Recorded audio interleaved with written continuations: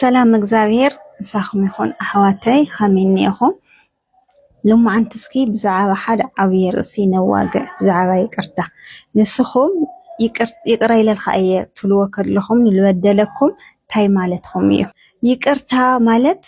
እቲ በዳሊ መፂኡ ይቅር በለለይ ክለካ ከሎ እቲ ልበደለካ ሙሉ ብሙሉ ካብ ርእስኻ ሕጥጥ ኣቢልካ ውፅኢኻ ኦሬዲ ለእግዚአብሔር ሂብካ ካኡ ብድሕሪኡ ምሱ ሰላም ምፍጣር ማለት እዩ ብዛሕትና ማለት እዩ ብዛዕባ ይቅርታ ልንፈልጦን ዓብይ ነገር እንዮ እሱ ታይ እዩ ይቅር ኢልናልካ ንብሎሞ ነገር ግን እቲ ዝሰርሐና ሕማቅ ነገር ኣብ ርእስና ሒዝና ኢና ዓመታት ነብር ላዋርሕ ነብር ካብ ኣጋጣሚ ኮይኑ ድንገት ትሽቲ ነገር ባእሲ ተፈጢራ ስኻብ ሃምዝ ጌርካ ነርካ ኢኻ ላበናሲ መሊስና ልትልገወሮ ነገር እሱኮ ተመሊሱ እዩ መሊስና ላስታውስናሲ ንሕሞለና እስኪ ሓደ ነገር ክነግራኩም ሕሰብ ኣብልዎሞ ንሕና ተበደልቲና እቲ በዳሊ መፂኡ ይቅርታ ይብለና ሞ ካው ንሕና ይቅር ኢልናካ ኢና ንሰደዎ ዶ ነገር ግን ሃውሚና ንሰደ ከለና እቲ ልበደለና ነገር ኣብ ርእስና ኢለሎ ካብ ርእስና ፈፂምና ኣይነውጦይ ሓደናስ ይቅርታይና ለመሊስና ለኢና ከም በሓድሽ ንጸልኦ ወይ ይቅር ኢለ ለእግዚአብሔር ሂበይ ኢልካ ማለት እዩ እሱኮ እቲ ለኣና ልበደለና ብሙሉኡ ሓጢያት ምዃኑ ኣሚኑ ላብ ንስሓ ኸይዱ ተናዚዙ ተቐፂዑ ኦሪዩ ጽቡቕ ዝኾነ ምስ እግዚአብሔር ሂወት ይሕልፍለኮ ይኾን እዩ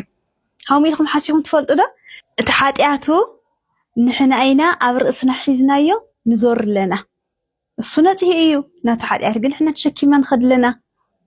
ካው ግን ሓደ ሰብ ታይብል ለምንታይ በቃ ይቅር ኢልካ ኩሉ ነገር ካብ ርእስ ለይተውፅኦ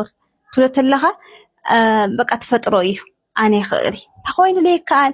ና እግዚአብሔር ትእዛዝ ሓንቲ ኣኮሳ ኮያ ድሕር ሰብ ይቅረለይ ንብል ኮይና ታይሙ ትርጉሙ ኣብዛ ኣውነ ዘሰማያት በዓላ ኣውደንያ ድሕር ንሕና ይቅረለይ በልናሲ ሃመይ ጌርና ኢና ምውሳን ደግማ ኣለና እሺ ንሕና ካብ ልብና ይቅር እንድሕለየና ሃመይ ጌርና ኢና ከፀበል ንኸድለና ጠበልኮ የምሒዝኻ ከይኾነ ነፂኻ ኩሉ ነገር ይኻውዱ ትኸውደኒካ ኣብ ፀበል ኸይድና ለብዙሕ ግዜ ተሓፂብና ለንድሕነሉ ምክንያት እኮ ምናልባት ምስቂልና ስለንኣቲ ለኾን ክእል እዩ እስኪ ጠጠይና ንሕሰቦ ስለዚ ለሰባት ይቅርታ ክንገብረሎም ከለና ካብ ርእስና ትልገበሩ ሓጢያት ብሙሉኡ ነውፅእ እዮ ናቱ እሱ ንስሓ ኣትዩ ፀርዩ ኣብ ፅቡቕ መንገዲ ይህሉ ንሕና ግን ናቱ ሰብ ልበደለና ሓጢያት ኣብ ርእስና ተሸኪምና ልበኣሰ ኣብ ሓጢያት ኢና ንኣቲ ኣለና ከም ኣየልል ኩሉ ግዜ እዛ ምኽሪ እዚኣ ንዓኹም ትርጉም ይቅርታ ንዘይትፈልጡ እያ ሰብ ንኹን ክርስቲያን ንኹን